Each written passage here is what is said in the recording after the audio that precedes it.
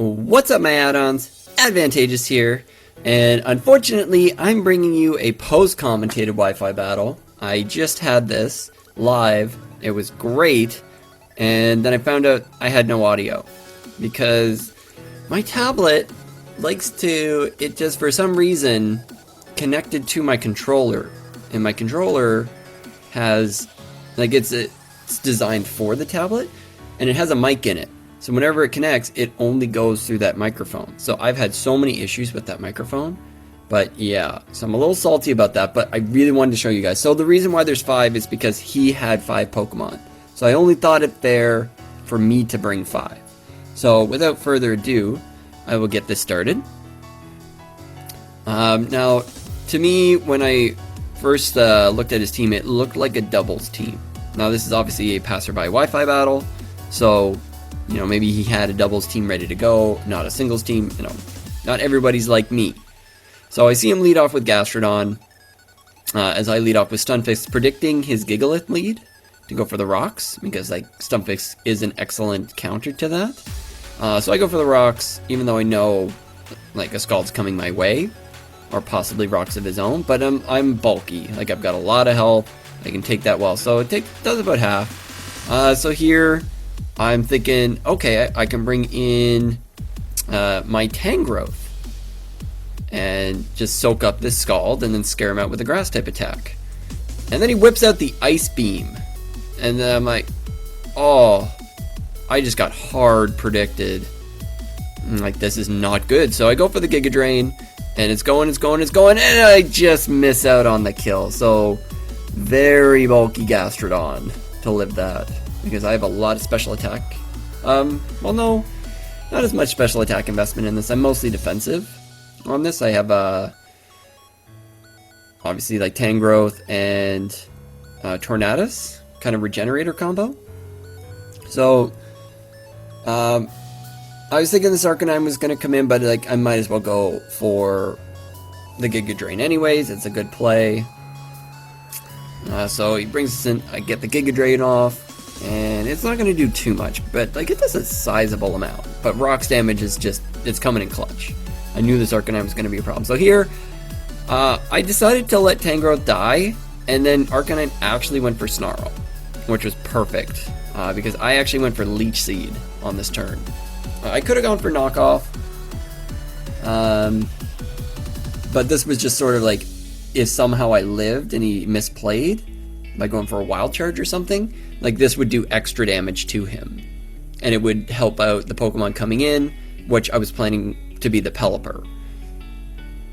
So I get a little bit of health back, but this turn I'm like, I think he's going for the Flare Blitz, and yeah, there's just no reason to switch.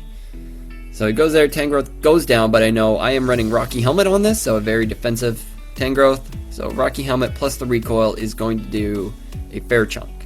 Now if only I had Leech Seed on, that would have been, you know, even better.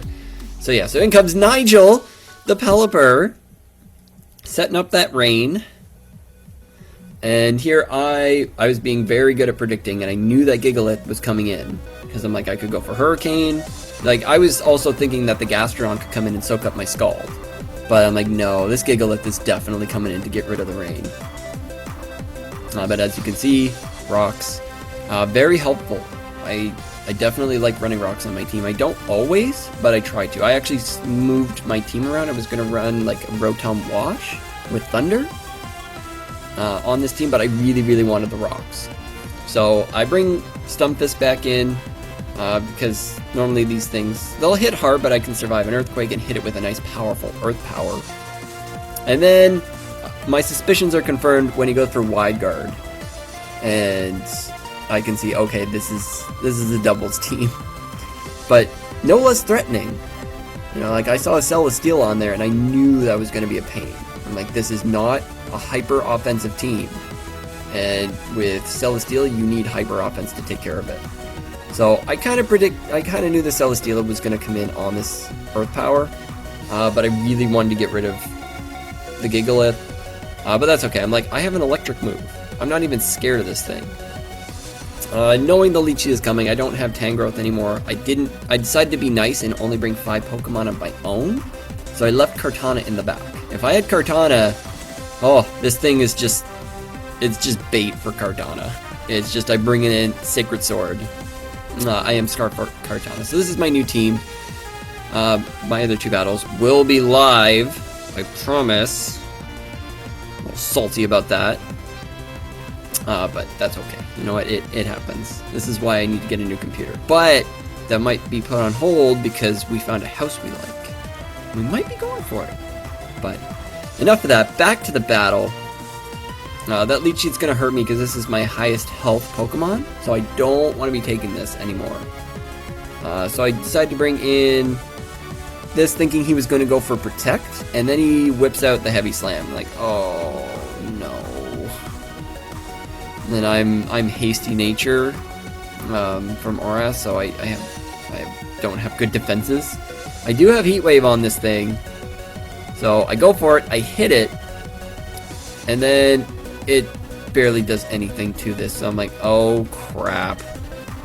And then I realize this is like a super specially defensive Celesteela, and it's just, oh no. And then he gets a Beast Boost, and yeah, he's specially defensive as anything. And I'm like, oh no, what do I do? What do I do? So I want to bring the rain in. I want Nigel to come in. Because I need this rain up. Because I have a plan. But I don't want to go for Scald. I'm thinking he's going to be like scared of the Scald. And then he goes for Sub, and I was not expecting that. As I go for the Hurricane, and it doesn't break the Sub, and I just want to cry right now. It's like, this is not okay. But I knew that I was actually slower than this thing, so I am carrying U-Turn on this set. So I knew the lead sheet was coming, and I'm just like, come on, please say U-Turn's doing enough, even though I'm not invested in attack and it's quad resisted. Come on, U-Turn, break the Sub! Break the Sub! And I don't break the Sub. I'm very sad. But I'm like, alright, here we go. Poliwrath, it's time to take over. I want this to happen. I am running a very special move on it that's 7th gen exclusive. It's not Waterfall, I promise. This is just to break the Sub. Because I'm like, there's no way he's switching, so he's not going to like try and bait me and bring in the Gastrodon. So I knew the lead sheet was coming, 100%. And now here I'm thinking, okay, if you're a regular Celesteela, you have Protect. So I'm predicting the Protect hard right now. As he's getting his health back. So I predict the Protect. And as I go for my Z move, I noticed he didn't go for Protect. And I'm like, no. He's going for Substitute. And I go for Z Splash, which is super awesome. That gives you a +3 in attack if you don't know. Even though it doesn't say anything, you can check your stats, you get +3. It is awesome. So I'm sitting here, I am fast because I'm a Swift Swim Poliwrath with +3 attack. So this thing's a monster now in 7th gen. It gets Belly Drum, but it doesn't get Sword Stance. I think that's what always held it back. So now I'm just going for the Brick Breaks. I'm gonna make him think that my best attack is Brick Break to hit him with, because I don't want him going to his Gastrodon. I want him knowing that whatever comes in is taking a Brick Break, and he's got nothing on his team that wants to take it. Arcanine dies on re-entry. Gastrodon's too low, probably gonna die to Stealth Rocks. This thing doesn't want to take it at +3. So I did that to kind of bait it because I wanted to take this thing out with a rain boosted Waterfall, and then he switches. And I'm like, not Gastrodon, it's Garchomp. I'm like, bye Garchomp, bye. There's no way you're living this. Rain boosted Waterfall. I get the crit. I don't think that mattered. That was +3 rain boosted Waterfall. Bye bye. So in comes Gastrodon. I'm looking at his health. I'm like, oh, you're close, you're close, you're close. And he lives. And that almost made a difference because I was running out of rain turns at this point. And I'm like, I've already gone for my Z Splash. And that Celesteela is still hanging around, and I don't like it. I want it gone.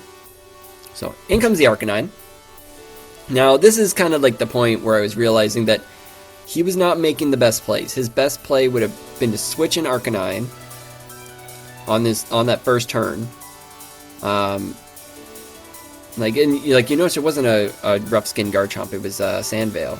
So like he needed to start bringing in stuff. So now my rain's gone and I'm worried because I'm only +2 at this point. So in comes Celesteela, rocks damage, coming in clutch, but I'm like, you're especially defensive. You're not physically defensive. So I'm like, this is still +2, and I take him out. I'm like, oh, my heart. I jumped for joy. Like that was where I wanted this to be live because I got so excited when I took it out.